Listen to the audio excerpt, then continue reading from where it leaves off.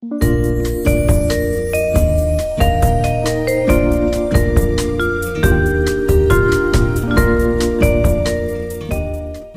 testing, 1, 2, 3. What's up? It's me, LA, pronounced like LA, like the city. I'm not from there, but I'm breezy. Coming at you live with another wonderful video from the Count Your Blessings saga. Today is Saturday, March 13th, 2021, and I'll be talking to you today about nachos. Capital Nachos. Oh, nachos and how wonderful they are. And I want some too. I was combing my hair maybe 4 minutes ago before I came out here. And I was like, man, I want some Taco Bell. Nacho Bell Grande. Oh, Taco Bell. At first I wanted Burger King. I still want some Burger King. But after a while of thinking about that, I was like, I want some nachos simply because it's easier to eat. It's kind of right up there with fries. So like if you don't make the nachos too filled with toppings, nachos to me are right up there with fries. Easy to grab. Yes. So I'm thankful for nachos / Taco Bell, but also up north we had 7-Elevens. We had more than what we have down here in Georgia. So I can't say I liked 7-Eleven's nachos. They had okay, like you go into the store of 7-Eleven and you turn to the left, and the particular one I'm thinking about, the one where after my husband and I met, that's the one we go to together the most. So that's the one I'm thinking of. So you go into 7-Eleven, turn to the left, and that's where the nacho station was. It was the coffee and the nachos. Ooh wee! I like their nachos too. They're it was like chili. Okay, like nacho cheese was liquid, and then they had the chili, and it had the like beans in it, squished. So what was it like? What do you call that? Mashed beans, refried beans. It was like a combination of refried beans, and it had the meat in it too. So it was really good, but it was spicy. It had a spice to it. So I had to kind of brace for impact when I did have a nacho craving, and that was the only place that was close enough to provide that. Because back then, you know, DoorDash and all that stuff, it was out, but it wasn't out in the city we lived in. Our city was kind of slow, so it was out and about, but not active in our area. So I would walk to the convenience store to get the nachos there. But coming back here to where I'm at now, the wonderful and glorious state of Georgia, I appreciate Grubhub and DoorDash because I can always press the button to order some nachos. And there's so many other places around here too, so I can get a variety of nachos if I just don't want Taco Bell. I'm so happy. It's a Mexican restaurant. I won't say the name because then it'll kind of pinpoint where we live, and that's not none of y'all business. So I went there. My husband and I went there at least twice, and I ordered the Nacho Supreme both times. It's like every time I go in there, everything else do sound good and look good. I just don't want that. I keep going back to the nachos, and I try my best to see if I can sit down and eat the whole thing. I think that's one of the fun things about it. If we go dine in, I'm like, I want the Nacho Supreme. And last time I went, I got Nacho Supreme and I think a Sprite. Because for some reason my logic was like, if I'm going to sit down and try to eat all of these nachos, Nacho Supreme, hands off, I'm not sharing. And if I got a Coca-Cola, it just seemed like it was too much unhealthiness going on. Like the combination of the dark cola with heavy nachos seemed like heavy on heavy. So psychologically I was like, well, if I sit up here and eat all of these nachos, You know, heavy on the everything, the meat, the sour cream, the extra cheese, yes, the jalapenos, yes. Woo, hit me. And I got a Sprite. It was like that was clear, so it's kind of like water with the fizz, you know, to kind of balance out all the food I was preparing myself for. And then in my logic is like this: if I ask for extra jalapenos, that can help break down the nachos more and faster in my stomach so I can eat more. You know, these are the things I tell myself when I'm preparing to gorge on some of my favorite foods. I love nachos. I like how nachos come in different kinds of containers. There was a nachos we got, my husband and I got from some place called Texans. And we got a large order of nachos. It was so large, they put it in a pizza box. It was like, ooh, let's get this again. And the cheese was stuck to the box. And so I ate the cheese that was stuck to the box. And the cheese tasted like cheese and cardboard.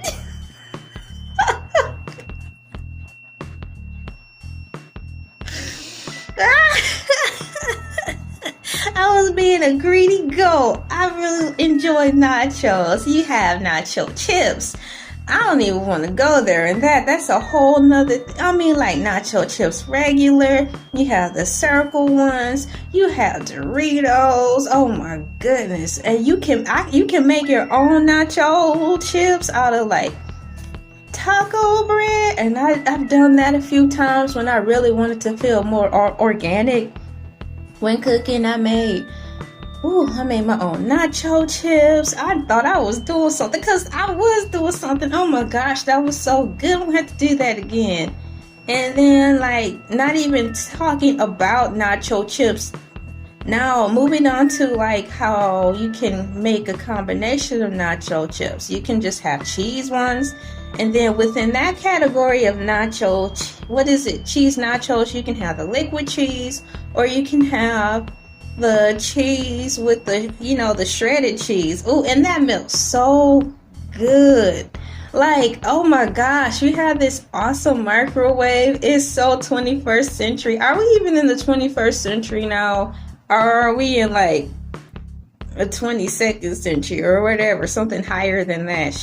See, like we done hit Star Trek mode now. Shoot, the way things sped up. So the setting, oh my goodness. So the setting, when I use the shredded cheese, heavy on the cheese, I use Mexican 4-cheese blend, my favorite combo of cheese. I spread a couple of fistfuls onto the nachos.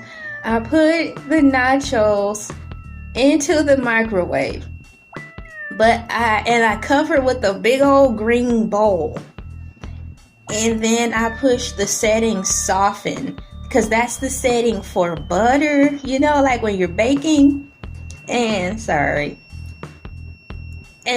put the nachos on that, so it melts the cheese so perfectly and evenly, opposed to the setting. Instead of zapping it for a quick 30 seconds, it fries the cheese too fast and burns it, and I don't like that. So I told our son that too. I'm like, dude, check this out. When you make the nachos, try putting it pressing the button for the butter to soften, and the cheese turns out so heavenly. It's like, yes. Long gone are the days when I was a teenager, like 12. Well, I was a tween, living under my alleged parents' roof, where where I had nachos and had to put them in the oven, like oven, OVEN, like oven where you put a whole Thanksgiving turkey in, and then wait for it to heat up. That's 40 minutes. The house is getting hot. Daddy getting mad. Mama getting mad because my daddy mad. Then put the nachos in. Wait for the cheese to melt. But my dad acting crazy. He went going postal. So I have to turn the oven off and just let it be. Let it be. let the nachos be. As the oven starts to cool back off and half of my nachos hot, half of it's not. Oh, I'm so glad we have a microwave. I'm so glad I don't live with those people. And that the microwave my husband got us is so dope. It's got that really cool setting. So I definitely will be having nachos today. And when I want to get fancy, I get lettuce, tomato, sour cream. But if it's not pre-cut, I'm like, I don't have time for this. I want some nachos now. So I just get cheese nachos and maybe some hamburger meat thrown on top. But I'm really good with just cheese nachos. It's very fulfilling for me. But for the rest of the fam, you know, I do go all out for them.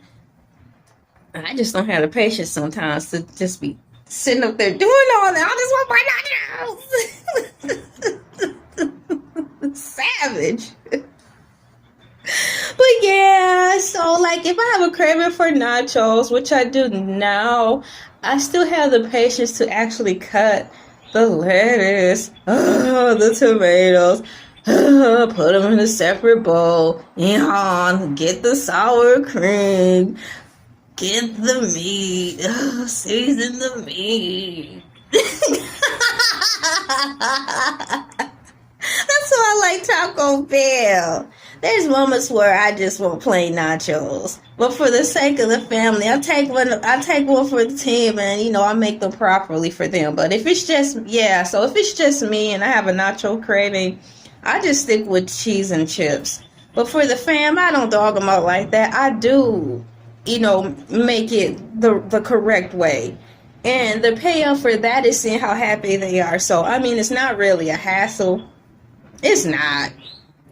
I'm just fussing to be fussing. I really do enjoy cooking for them. But if it's just me, I really don't need all that. And I think it's more enjoyable when we go out to eat and I ask for a nacho supreme from the restaurant. You know, it's kind of cool like that. I'm not very picky when it comes to food.